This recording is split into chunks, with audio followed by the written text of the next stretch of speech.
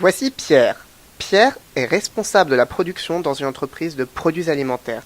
Il se déplace souvent sur les différents sites de production pour gérer les équipes. À chaque fois, à la machine à café, il apprend toute une série d'informations qui lui sont utiles et qui lui permettent de maintenir le lien avec ses collaborateurs.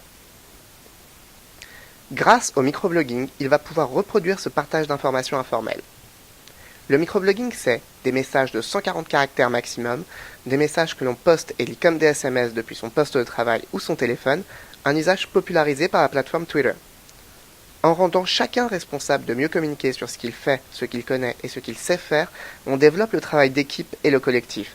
À travers des messages extrêmement concis, Pierre et ses collaborateurs construisent un fil d'information, de veille ou d'actualité de leur domaine, accessible depuis n'importe où via un ordinateur ou bien un terminal mobile.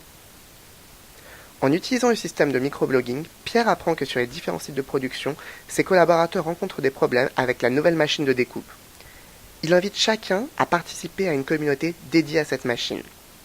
Les discussions, les échanges de photos, de documents ont permis de faire émerger un diagnostic et des solutions.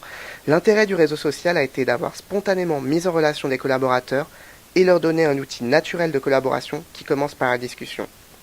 Rapidement, la découpeuse est réparée et l'activité reprend. Le microblogging, c'est un échange de messages concis, un fil d'information lisible en un clin d'œil, un outil du réseau social en entreprise, la force des échanges informels de la machine à café. La circulation de l'information est fluidifiée grâce au microblogging au sein du réseau social de l'entreprise.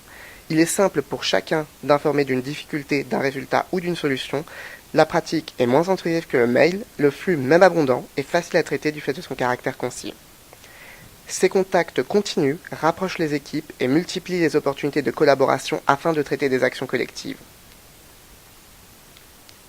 Découvrez les nouveaux usages développés par Pierre et son entreprise sur le référentiel Useo, référentiel.useo.fr, ainsi que d'autres supports pédagogiques pour mieux comprendre l'état de l'art.